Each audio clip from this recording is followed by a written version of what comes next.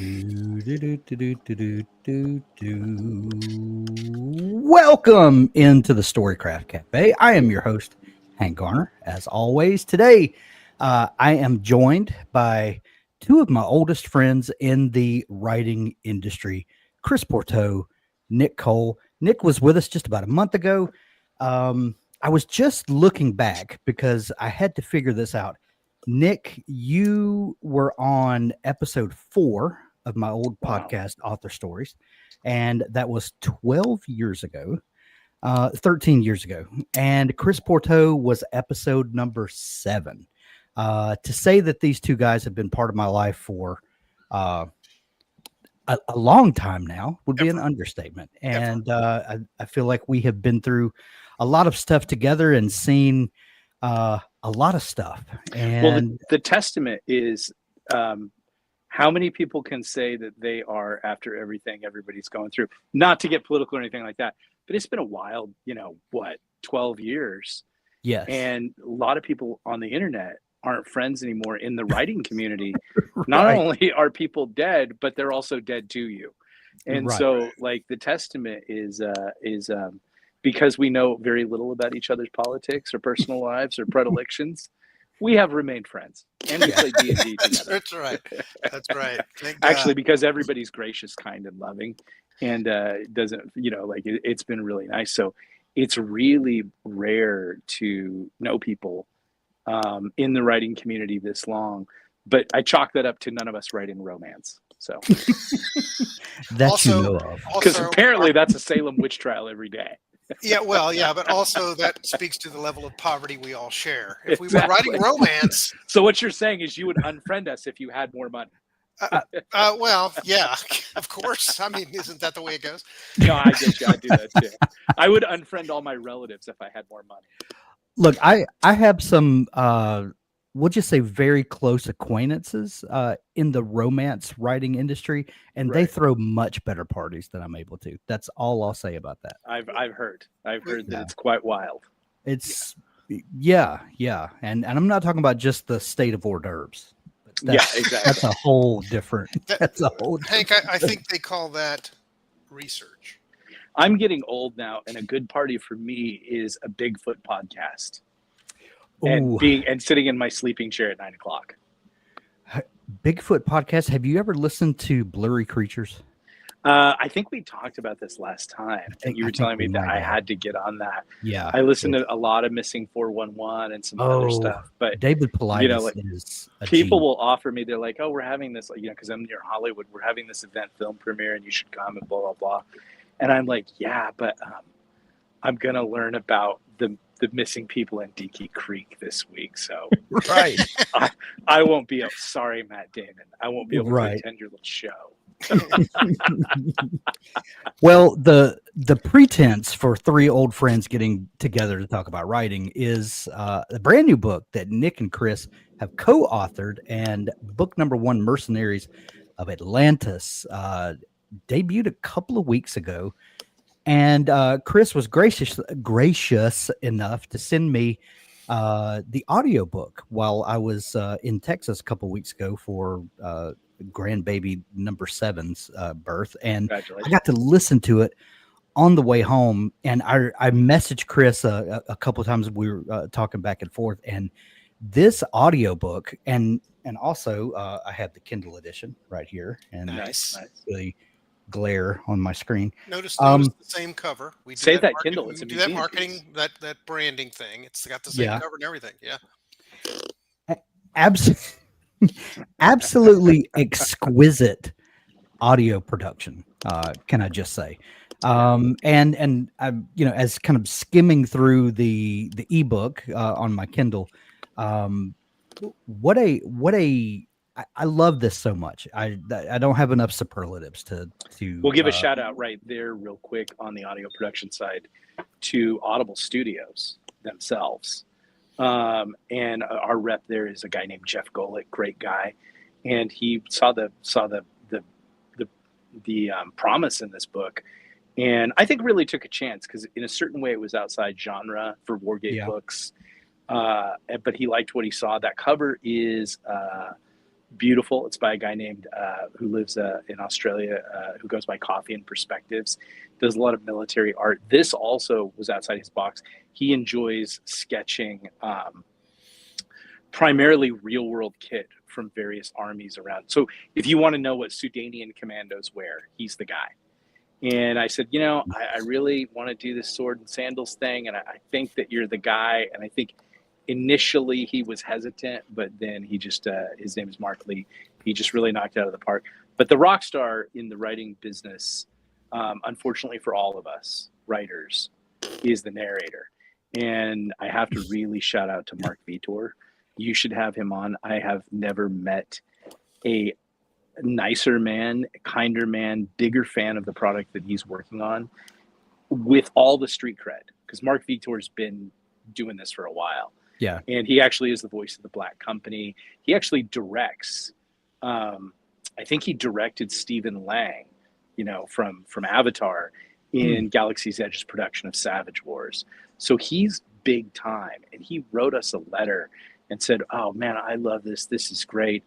He was actually talking about another property, but he really just dug into this in the same way, was really grateful for the work. And we're like, dude, you're big time. We should be thanking you, but obviously you can tell from the production, he made it come alive. So touching on the audio portion, because you were listening to that, those props have to be shouted out. Absolutely. Absolutely. Yeah, I actually if I had to rip it, I'd pour it out, but I don't. I actually sent a laudatory email to Mark. There is I think it's chapter 6 or something, where there's a dirge at a funeral, and he sings the lines that I wrote, which were just sort of a soldier's poem sort of thing at the graveside, and he sings it. And this is not, I'm not self-congratulating about the writing. I'm speaking to the performance. It reminded me of something out of Lord of the Rings. He was really, really just so effective with that, and he wrote me a nice note back too, saying, paraphrasing, the nice thing for him is to hear the author of the source material that he narrated praising his performance of it. So anyway, hands up, all the way around. It was just a fantastic production. Yeah, if you're hearing about this and you want to give it a shot, I highly recommend the audio, because it makes this Atlantean world come to life. And it's a wild Atlantean world. Yes. It is. And it's like your average sip and pick in Mississippi on a Friday night. Stuff's going to happen. Wild, weird stuff. Possible time portals, dinosaurs, definitely a night fight. Yep. Crawfish boil. I'm writing that weird Mississippi Crossroads portal right now as you say that. Nice. Yeah, as one can only do while sipping gumbo and eating crawfish tails. Mercenaries of Atlantis. Where did this idea come from? First off, let me say, I absolutely love a portal fantasy, and I think this is technically a portal fantasy. I know that you said swords and sandals fantasy, right. but we're dealing with a character from our real world, right, who finds himself there, and you don't play that up an awful lot in book one, but it is there, and there is something unique that I love about regular everyday people that find themselves in extraordinary, shall we say, fantastical environs. What was the initial idea? I think isn't it for all of us? Isn't it always a Connecticut Yankee in King Arthur's Court with Bing Crosby on Saturday 4 afternoon? But I think we've all been indoctrinated in that thing. In the development, we really liked Charlton Heston in Planet of the Apes.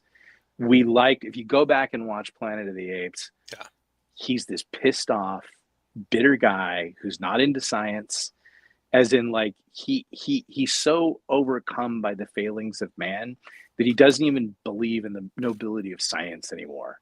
And then suddenly he's confronted with this whole different thing. So we liked him, and Chris really got attracted to Robin Olds, who is a famous F4, Vietnam fighter pilot. And we thought, this is the kind of guy that we want to build our architecture around. in developing this. We're big fans of The Black Company, which is probably the premier military fantasy thing. So we wanted to do that. So we knew we were working on Planet of the Apes. We knew that we were working on John Carter on Mars. John Carter on Mars. Like I found, as I get into writing later in life, it's fun to take things that we love and play with them. So that's what we were doing. And then I'll let Chris jump in with what he wanted to bring to it. But it's a mulligan stew. It's a gumbo of stuff. And then it just sang beautifully. Yeah. So Nick created, if you want to kind of know how you asked kind of how did this generate, the genesis of it. So Nick created this world, and Nick, you correct me if I go off on a path here, but Nick created this world, and I think, having listened to you on another podcast, Nick, I think you decided, look, I'd love to write this. It's really cool. I don't have a whole lot of time to devote to a brand new series because I've got these other things going on. So Nick created the world, and he created I think it's about 36 pages of an outline. And that outline was supposed to be all of book one. I ended up using, for inspiration, using about a third of that outline for book one, which is nice because then I used elements for book two. I'm going to use elements for book three.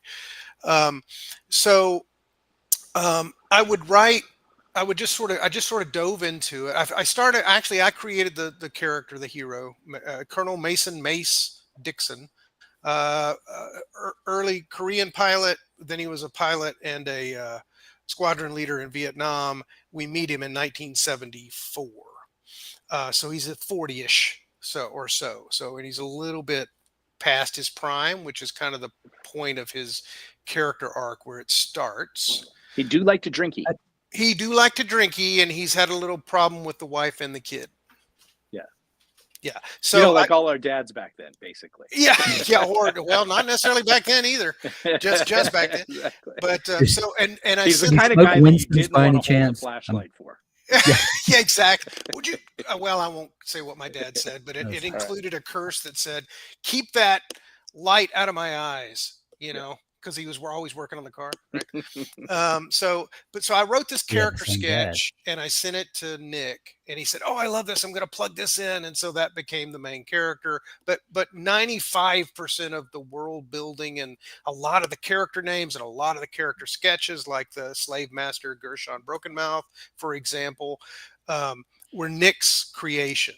And so I took those and put them in a stew pot and started working on the story based on his outline, but expanding on that. Obviously, it's just an outline.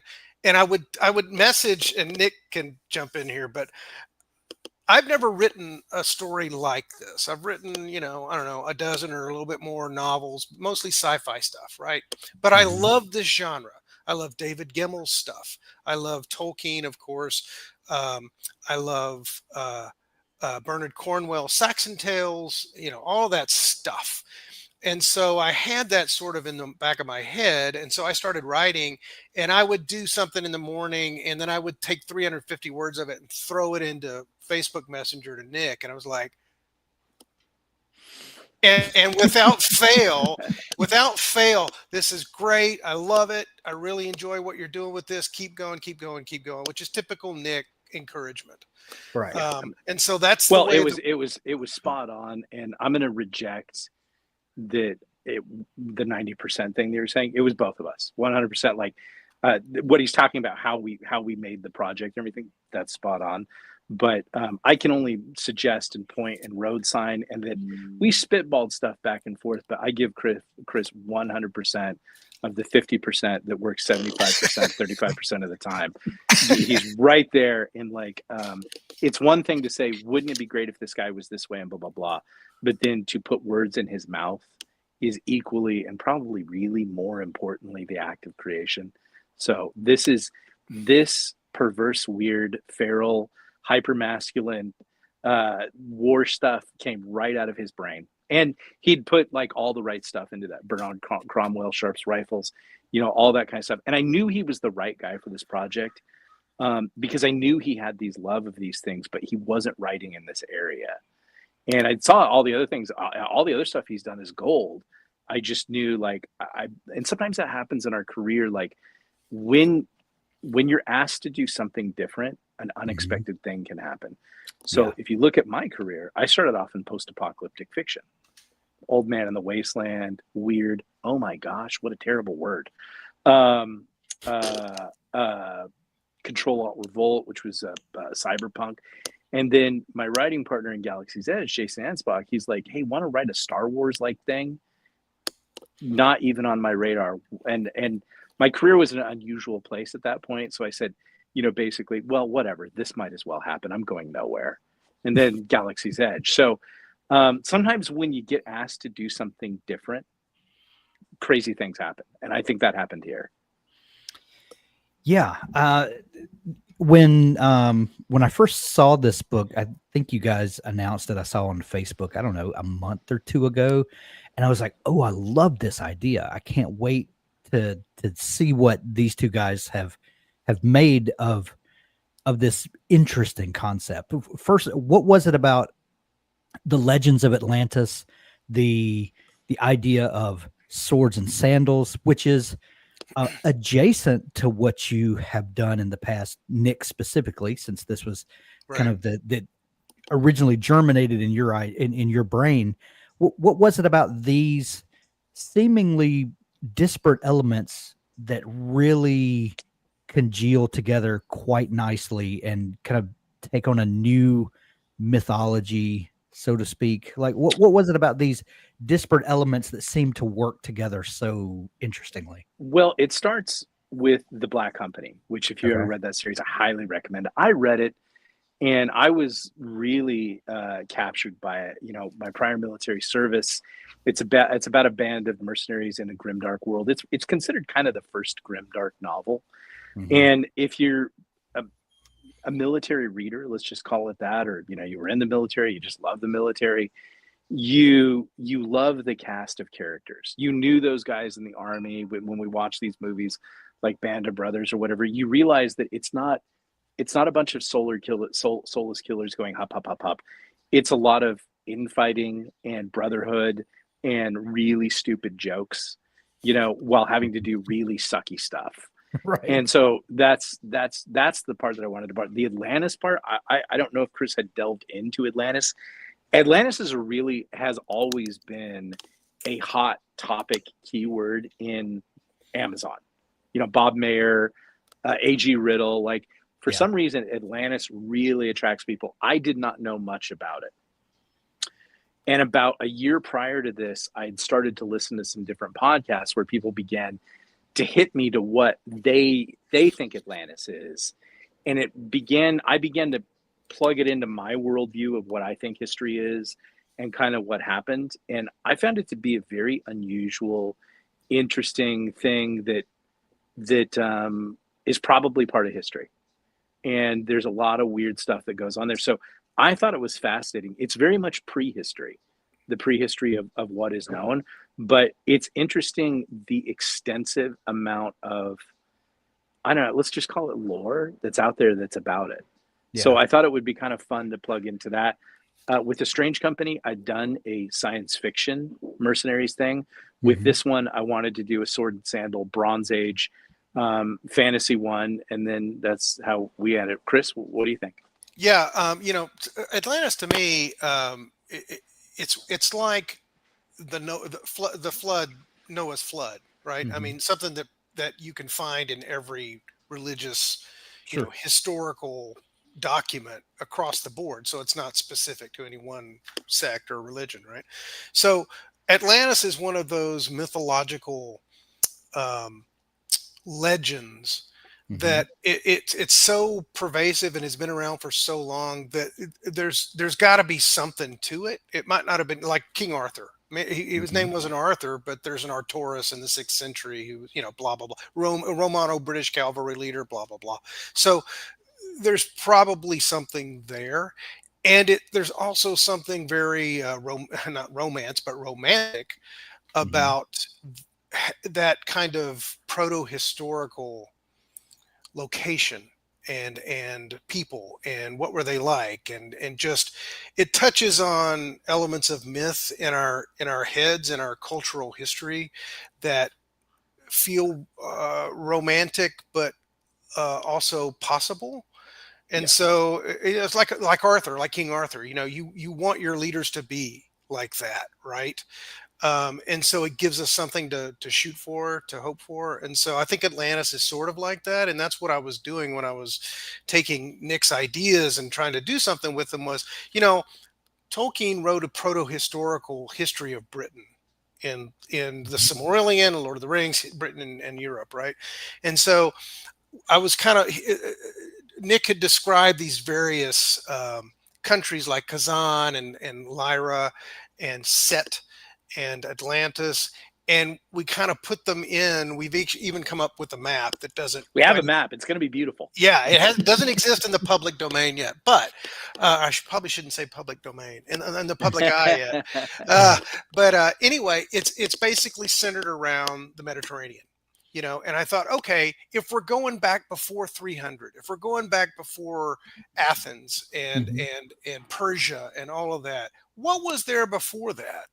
What was proto-historical before that? And that's what I've tried to do with this book, is just sort of suggest things that sound familiar, but are just a little bit outside the norm. For example, I was just talking with David Gatewood, Wargate's fantastic editor to the stars, and there's a term in book 2, Mansium, Mansium, Mansium, and it's mansion, but that's an old archaic version of the word. And so I use it, and he's like, you sure you want this word? And I want it. It's close enough that in context and repeated use, people are going to get it real quick. But it's not mansion. Mansion sounds like we're talking about 1860 South, right? Yeah. And I don't want it to sound like that. I want it to sound. It's kind of like when they use castle in a Bronze Age thing, and you go, wait, medieval history. It's not the same thing. You want to use fortress. But sometimes they did call it a castle. It's funny. It's funny you say that, because the word castle is in book 2 also, but I give it an etymology of coming from the ancient Atlantean castrum. Right. And then at the time, at that moment in the book, it's a new defensive innovation by this guy named Subutai, who's an Atlantean tactician. So it's like, okay, this is all new. We're going to call it a castle, but it's not really a castle the way we'd think of it. So anyway, it's sort of, okay, here are some of these old world roots for some of these things that you're going to know. Like we call our line non-com officers sergeants. Okay, sergeants weren't around, but we're going to have to do some conceits to the audience expectation. We could invent a language, but I'm not going to do that. And and Hank and I were talking offline the other day about, so this is kind of Mace is from our world, but he's thrown back into this world, but it's not like thrown in your face. And I was like, I didn't want to say, by the way, fish out of water. By the way, fish out of water. Every other page. So I tried to make it more subtle than that, because otherwise you just irritate the reader with I get it. And every reader's different. So the first person might get it on the first mention, another person might get it 10 mentions later. So I just kind of I tried to seed his background in those 3 chapters. The anamnesis chapter. Anamnesis is a Greek word for story of a former life, right? So I tried to sprinkle those into the story throughout to kind of slow reveal what Mace was all about, where he came from. So that's where all that came from. That brings up an interesting aspect of writing fantasy, especially because you are using our experiences with the real world while taking the reader somewhere else, but not having to completely rebuild the real world. I think people that have not attempted to write fantasy or fantastical type stories think that it's all manufacturing completely new worlds with new societies and all that. And that's not what it is at all. It's taking things that the reader can anchor themselves in while taking them on an adventure. One of my favorite book series that I picked up in the early 90s, Stephen Lawhead wrote the Pendragon Cycle, and it was his retelling of the Arthur legend. And I think it's being made into a TV series now by somebody. Anyway, but the very first book in that series is called Taliesin, and it's the legend of Merlin's father, who Merlin's mother was from Atlantis, and it tells kind of the last year of the Atlantean culture before it's destroyed, and now how she and her father escaped to Britain, and then they bring kind of some of the Atlantean magic to Britain, and that's where the Arthur legend kind of comes out of. So it's taking some of these myths that are familiar across cultures, that we all kind of feel a connection to this older place. And you mentioned kind of the pre-Noah flood, type world where we all feel connected to, and there's these legends all around the world. But then it's anchoring something that we can relate to with those legends. And then when you do that, we make it accessible for people. Does that make sense at all? Like this? Yeah. Yeah, and I think the key to that, it's not about, creating worlds where temples have 10 pillars unless it's Tuesday when it's raining and they have 12.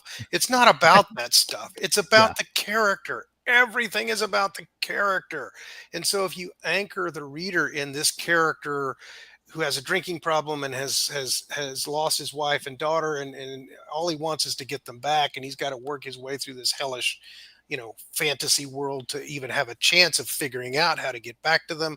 I mean, that's stuff that people can relate to. So yeah, it's important that the wizards cast lightning spells and stuff like that, but that's all window dressing. What you're really looking at towards into the window to see is how these characters are working. You said at the top of the podcast, you take a normal person and you drop them in extreme circumstances and you see how they react.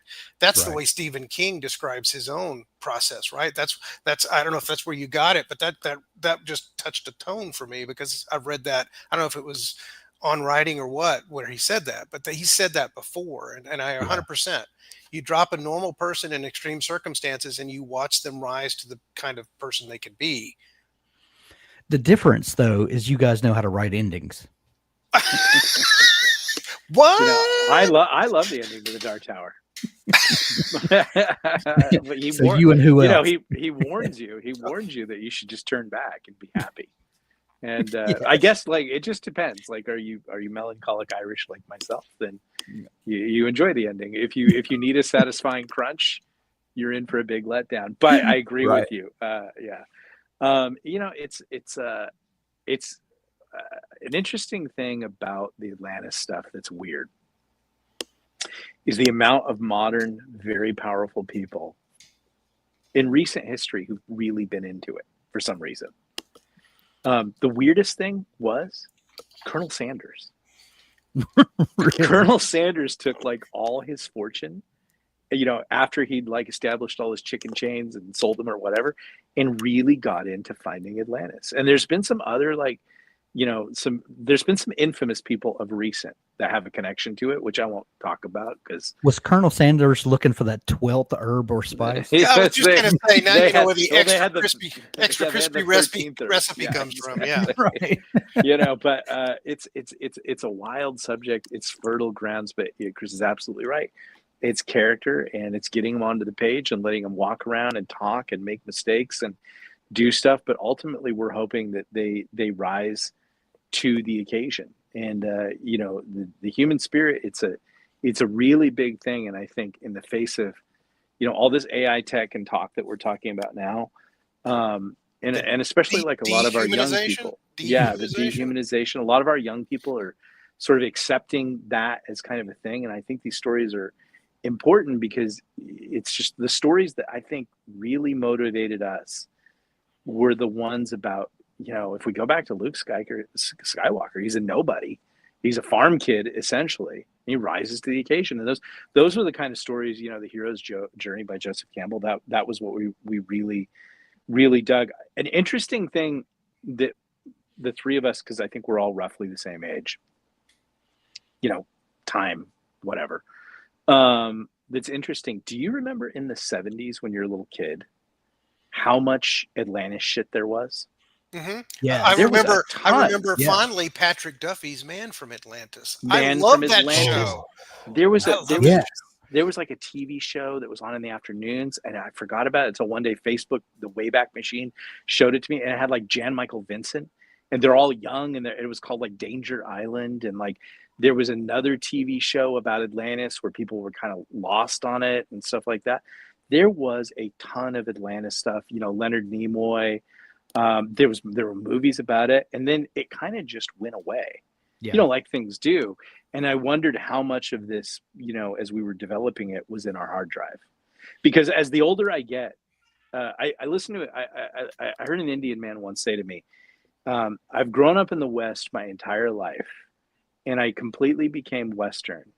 But as I got older, I started remembering all the Indian songs of my youth and wanting to go back and hear those. And I think that that's a common thing, no matter whether you're Indian or not or whatever. Like, as we get older, it's weird what surfaces through the tissue. And I do like a lot of like sense memory and massage work and things like that.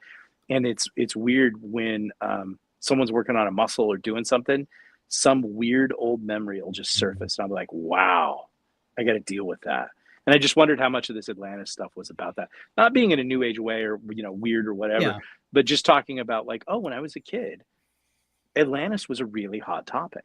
It's interesting. Yeah. It's funny, I'm listening to Ron Chernow's Mark Twain biography on audio, by the way, which is a fantastic way to do it because the narrator, and I can't remember the man's name, but will pop into Twain when the quote comes up in the text, right? It's really, really good. But often Twain would go back, like if he were like later in life in the early 1900s, he is getting honorary degrees conferred upon him, and he's taken riverboat rides down the Mississippi. And the narrator Chernow, in his writing, and the narrator describes all of this well of memories that are coming back up for him of his boyhood, which of course fueled Tom Sawyer and Huck Finn and all those kind of river characters, right? But that he's getting all these feelings of nostalgia as he's traveling back down along the river. Of course, he was a riverboat captain. And so anyway, that's speaking to Nick's point. And a modern equivalent of that might be, I've heard the aphorism that the music when you were in junior high school or middle school is what you're going to like in your older age. Yeah. So, I've been listening to a lot of Def Leppard lately. Yeah, exactly. So what I was going to say was when I was in middle school, I was like, what is this 80s crap? This is not Led Zeppelin. This is not Leonard Skinner. What is this crap? But now I listen to the 80s all the time. And that's what was going on when I was in middle school, Yeah. 100%. So do you think that fantasy is uniquely qualified to hit something inside of us as readers that no other genre is able to? I think back to like Brandon Sanderson for instance, who had this the massive success that he had on Kickstarter a couple of years ago, set the records. No other genre in writing is connecting with readers in the same way that fantasy is. And we've seen a lot of changes in fantasy over the last couple of years. Romantasy especially is, finding, and that's a whole other, discussion maybe, or dragon shifter porn is I like to refer to it sometimes. But you haven't seen any other genre of writer. The problems with dragons being lovers is they're very greedy. I've heard that. Yeah, but hey, they work for scale. They nice. Get yourself a prize out of the prize drawer. Uh-oh. Hank has gone off camera. You slew Hank. Is there something unique to these types of stories that resonate interestingly with readers the way no other kind of stories can? I defer. Or am to I Chris. just making Go, that please, up? Please answer that, Chris. I can start, but Nick probably has better ideas than I do. Well, let's see. Okay. First of all, I think fantasy, sort of like, and I'll get letters on this, but for example, in the '80s, Stevie Ray Vaughan, who's a big fan of Stevie Ray Vaughan's music, Huge okay, fan. he sort of reignited interest in the blues because he brought blues music into a Southern blues rock era. And what I mean by that is he got people interested in it that might not have listened to like Howlin' Wolf or Muddy So Waters. you mean people outside of Mississippi? Yeah, well, yeah. There's a lot of them, by the way. I don't know if Yeah. you know this. There's a lot of people outside Mississippi. Yeah. Yeah, or Chicago or any of the Well, other. I mean, but he also branded Texas blues. Yes, you know, yes. which is put it on the map, which it had just been really, Mississippi blues and Chicago blues, and he's Right. like, oh no, Texas got a case of the blues. Right, and he brought it to, and let me take this moment to highlight my T-shirt. He brought it to mainstream music, which at the time in our day was proliferated on cassette tape. You're lucky I'm not wearing an 8-track here. But anyway, my point about bringing Stevie Ray Vaughan up was that he ignited interest in a genre that was sort of lower key before he got into it, right? Mm-hmm. Yeah. I think Peter Jackson did the same thing with the Lord of the Rings movies 25 years ago. Right. I think he brought fantasy back to the fore, whereas it was just sort of percolating back there before. Not that there weren't other great fantasy writers and stuff besides Tolkien in the 70s, 80s, 90s, 2000s. But I think that really brought a mainstream audience to that genre that wasn't necessarily interested in it before. And so to your point about, does writing in fantasy give us opportunities that may not otherwise be there? Yeah. And it's not just about, okay, I don't know how to work myself out of this. Okay. He cast a transport spell. Now he's not there anymore. Okay. Well, that was easy. Thanks, fantasy genre. I think that's the equivalent of pulling your phone out to get out of a problem in a thriller. Right. But one of the things they said, another one of my passions is Star Trek, right? One of the things that Gene Roddenberry did masterfully in the 60s was bring topics and ideas into sci-fi that he would never have been able to talk about in a contemporary drama, like, racism or meddling in Vietnam or whatever. And so fantasy is just sort of this collection of paints that you can use to do whatever you want to with it. I think that people are more interested in it now, thanks to the resurgence of the genre. And I give Jackson a lot of credit for that. That's just my opinion. So I'll turn it over to Nick now that he's got something to play off of. Yeah, I got something to chew on. Fantasy is really interesting. Karl Marx, said that religion was as opposed to Richard Marx, yes, or Groucho for that matter. Yeah, yeah, nice. I'm too good. You guys are too quick for me. I'm getting too old. Richard Marx said that religion is the opiate of the people. Now, Karl Marx said that. Richard Marx sang it, and it was on the B side of one of his songs. No, and a lot of people give him grief for that. But the thing about Karl Marx is he had bad teeth, and if you've ever had a toothache and you haven't been able to do anything about it, like you've needed a root canal, and they say, hey, I know that you're in incredibly intense pain and we can't get to you till Monday and it's Friday. But whatever you do, don't take any aspirin. And you're like, what? I'm really in pain. They're like, yeah, when you come in on Monday, we really need to find that tooth and we can't have the pain dead. So you just basically spend a life-changing weekend in which you reevaluate. Like, we've all had that thing that happens on a Saturday night where there's no, and you're going to learn some stuff that weekend. Right. But what he was saying is that religion, something to believe in, something to maybe take yourself out of your life, is a painkiller because life is hard. For women, life is very real. It's a very real situation for women.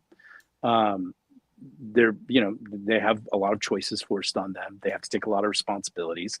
Life is much more expensive, much harder for them. Women are attracted to fantasy because it's this thing that's the opposite of all the tough decisions. It's this thing where, You could be a wizard.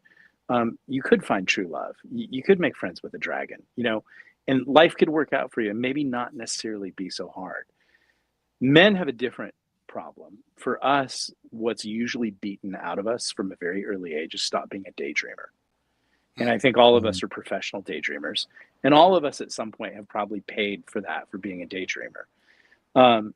What fantasy is and always has been, or I think there's an old essay by George MacDonald about fairyland, is what he called it.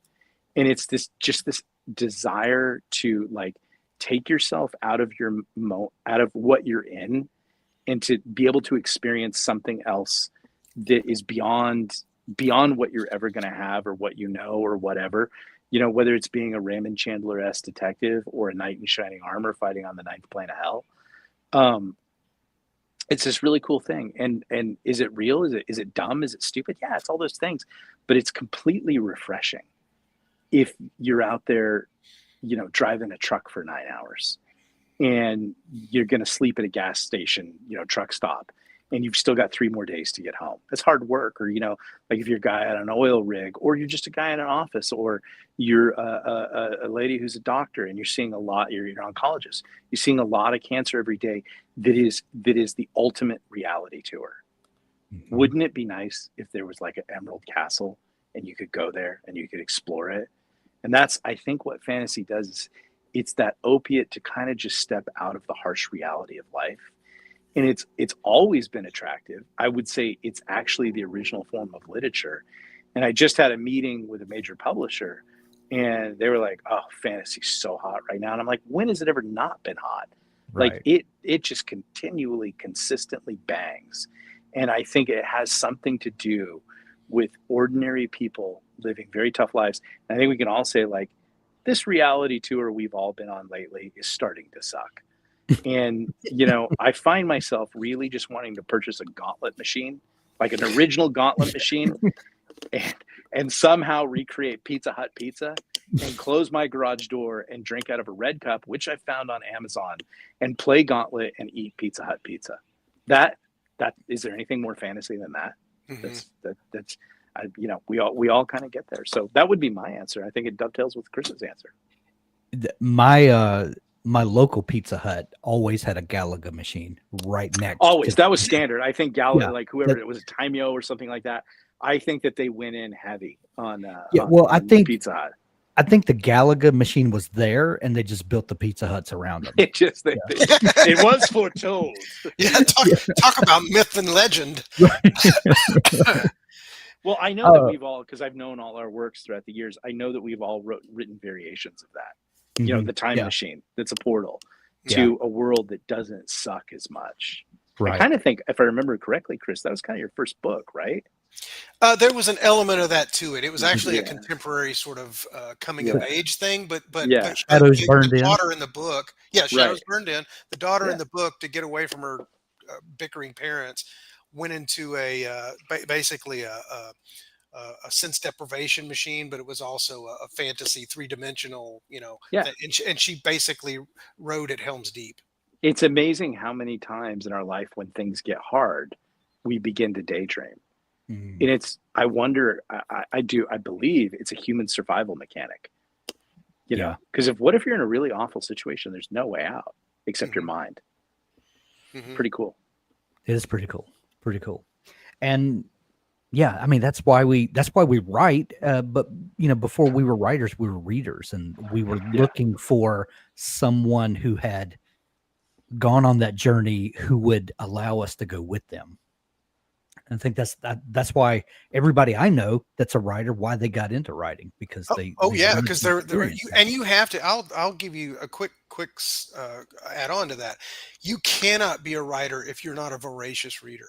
Yeah. And I don't just read fantasy or sci-fi. I read literary fiction. I read thrillers. I read all kinds of stuff that I integrate, not consciously where, okay, I'm going to do this now, but I know it's all like percolating in the back of my head. And there are some things that I try just because I really enjoyed reading it. Mick Herron is a fantastic author. If you know Slow Horses, that's on Apple TV right now, all of the Slough House books that are behind that.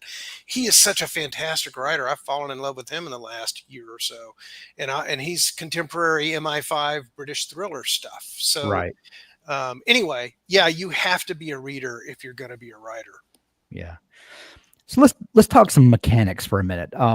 Nick, you are actively writing Galaxy's Edge, Forgotten Ruins, Strange Company, Wreck Jumpers. When do you have time to write Mercenaries of Atlantis? And this is why I think I wanted to work with Chris. Why you wanted to reach out to Chris, because and we get to why I'm here. Exactly. So, but Chris says that you had 30 some odd pages of kind of world building that you had been. When did you have time to start thinking of this idea, and how did you know that you? Because I dink on things all the time. I have ideas. I'll write a couple pages to see if it's going to be anything. Most of the time, it winds up in another folder on my hard drive for something that I'll scrap for parts for something else. But then there's the thing that all of a sudden becomes 30 pages. And you're like, well, there's something to this. Like, how did it come to the point that you knew that this was going to be something? And if you didn't have time to write it solo, then you would reach out to a friend like Chris and someone who could take that and run with it. Like, all of us have this problem, right? Yeah. Great idea. It consumes you like a fever. Yeah. And it is a fever, and then it goes away. And let's just say because that you're busy working on something, right? You can't get to it, and if you don't obviously with Wargate Books and Galaxy's Edge and Forgotten Ruin and Strange Company and a few other things, like the wolf, I call it, is always at my door. There is no, like, when you guys are talking about reading, I haven't read a book in like 4 years. Now, I used to read a book a day. Yeah. And it's just, when you get into the situation that I've got into, I'm very blessed. I'm very grateful. Like, suddenly, like, things get prioritized. And so I don't have time to write anymore, but I catch, just like you guys, I catch these fevers. And this was a fever that would not stop talking. And so I'm like, at that point, if it happens, I do a very expensive thing because I know what my daily rate is and how much money I make every day. And if I'm not writing words, I don't make that rate. I sat down for, I think this outline took me about 2 weeks, actually. Okay. I took 2 weeks off to write this outline because it was a fever that would not go away. And then I just held it. And I was like, I don't know what to do here. And then somehow I saw Chris was up to something. And I just, I reach out to everybody. I reach out to people that even got unpeopled back in the great unfriendings of the early indie community. And I'll talk to them and whatever. And Chris has always been an outstanding writer and actually also a wonderful person, which is like, it's really rare to have wonderful people and outstanding writers actually be the same people, because most of them are terrible. And me included, as in a terrible person. And I was like, well, you can put this away for another few years and maybe get to it, but you'll probably be on Galaxy's Edge 99, 100. Or you can share this with Chris and see if he's excited. And that's all I can do. I just I just opened up my trench coat and showed Chris what was in there. And he was all likey. I was really scared. But by what I saw. Buy a pen? Yeah. What do you think, buddy? Here's the weird me. Okay. Yeah. And he was like, oh no, I'm a weirdo too. So we got into it. That's pretty much it. So Chris, when Nick reaches out to you and he has this idea, when Nick reaches out and touches you, show me on the doll where Nick touched you. Yeah. What was your initial reaction? And you have co-authored before. You and David Bruns wrote a series together. Yeah. You've collaborated on several occasions with different projects and things like that. How do you, from another writer's perspective, when someone approaches you with an idea that was dreamed up in their head, not yours, So, it's a little different baggage that comes there's certain thing that comes with an idea that springs up from your mind, and you're connected to it in a strange way, as opposed to something handed to you, which can grow into ownership, but is not initially. Like, what was your first reaction, and how did you decide that this was something for you?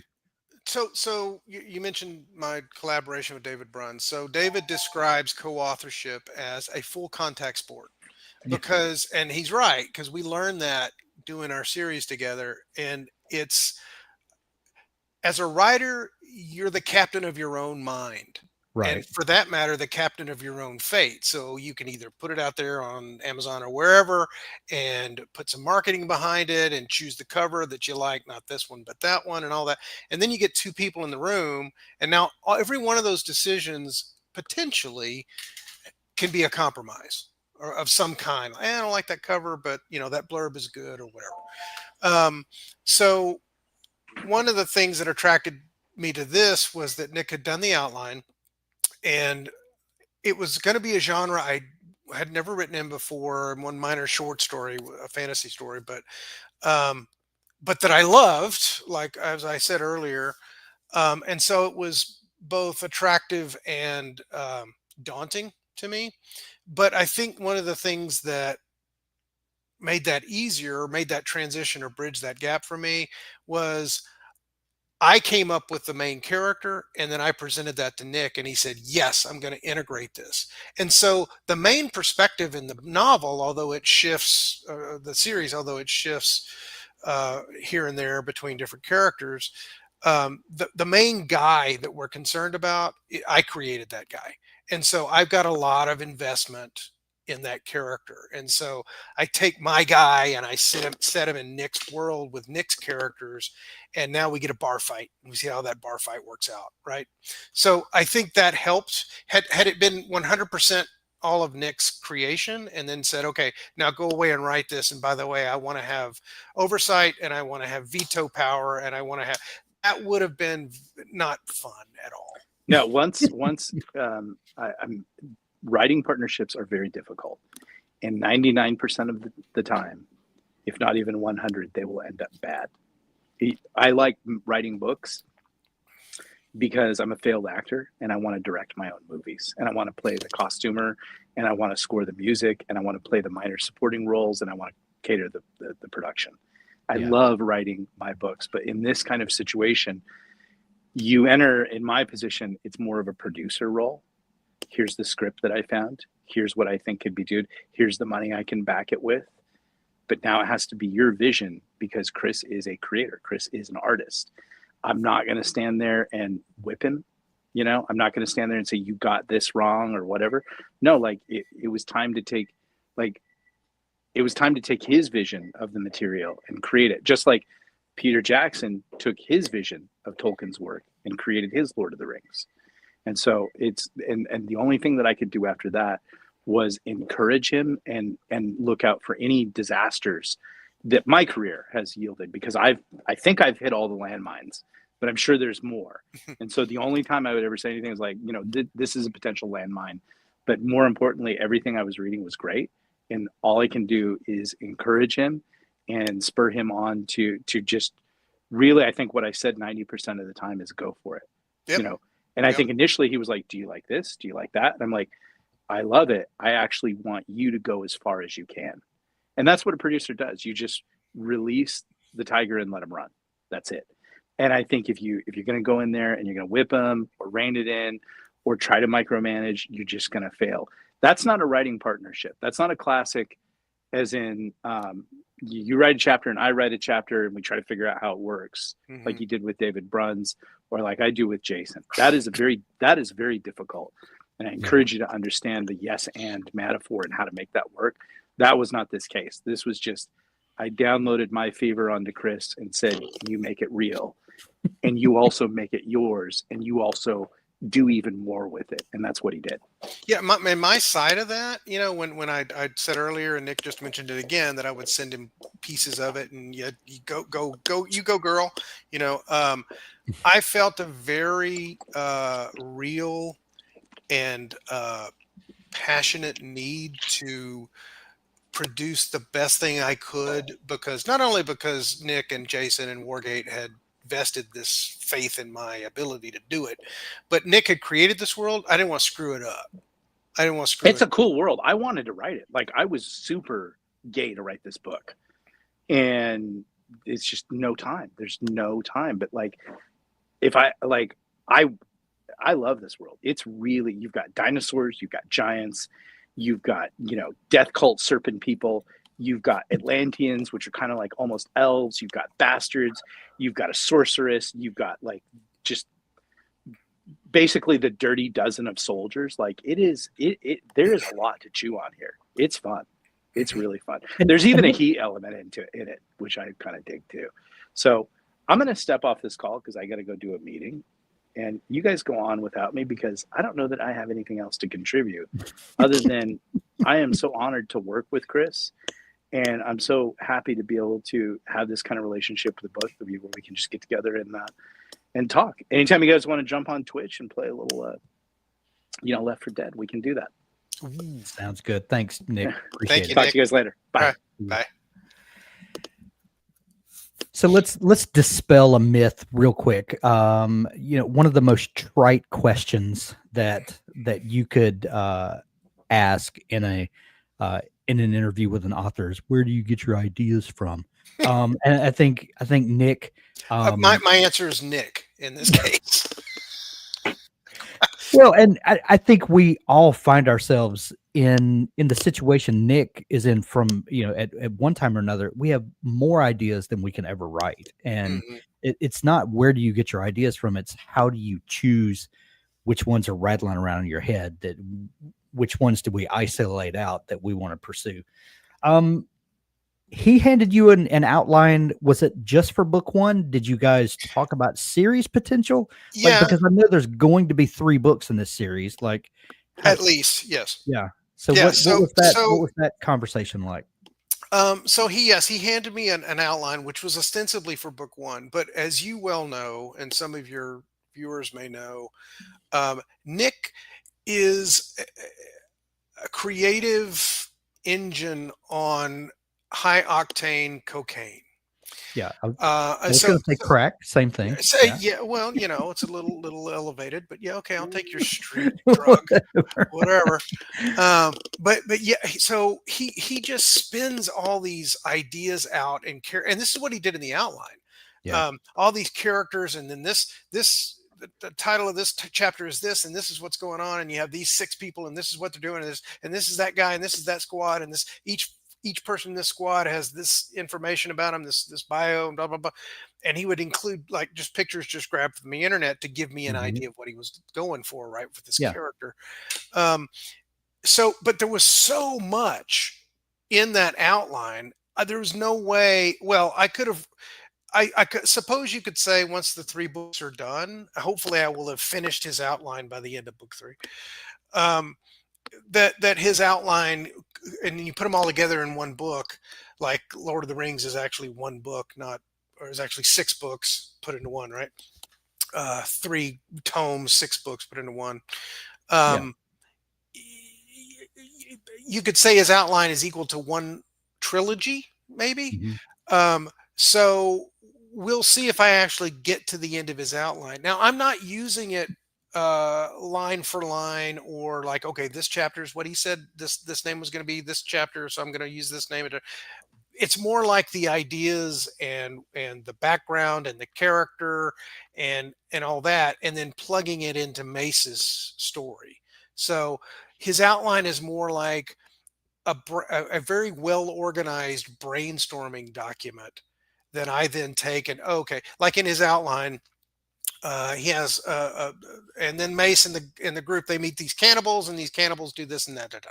So in the second book, which is now in editing, there is a group of cannibals called the Obakrish, who are a desert tribe that are employed by magic users to evil ends. So his idea of, and then they meet the cannibals. Okay, well, so I took those and put them into book 2 as this desert tribe called the Obakrish. So very much modeled on the Zulu from Africa, and specifically from the movie Zulu. So anyway, that's kind of, I don't know if I answered your question, but that's kind of all that came together. Gotcha. So do you have an ending point for this arc? Because you said it could possibly go past 3 books. Like if you're going to land this arc, do you still see potential for these characters, for this world? And do you leave yourself open to explore that? Yeah, what I'm trying to do, what I hopefully will do is, so, the original Black Company books, there were 3 of them, right, from Glenn Cook. Mhm. And then there were the books of the South. And then there was Mhm. there were more, collections of Right. books. I think what he did was, okay, these were successful. Okay, let's take them and put them down in the South now, and we'll do, of the land. Yeah. So I'm going to try to draw these threads to a reasonable conclusion. And if people want more of it, we'll be able to provide more of it for them. Yeah, absolutely. But I don't want to leave things hanging. I want, Mhm. I want the reader to feel fulfilled. Okay, I spent all this time reading these 3 books. Now what? Like these TV series that get canceled, and then you don't know what's going to happen to. And I don't want that. Right. I don't want to leave a bad taste in their mouth. And the second Yeah. thing is, I really can only conceptualize a trilogy at a time. You can tell me I want 9 books. Yeah, okay. Well, Okay. that's gonna be a series of 3 trilogies then, because Right. that Yeah. have a beginning and ending story arc within 3 books. So Sure. that's kind of how I'm approaching this one too. Love it. So book number 1, Mercenaries of Atlantis, is out everywhere now. Book 2, we're looking at summer. Yeah, let's Ish? leave it loose with summer. Yeah, Okay. it depends on what Wargate wants to do with it and when they want to bring it out. But it is being refined for final copy right now.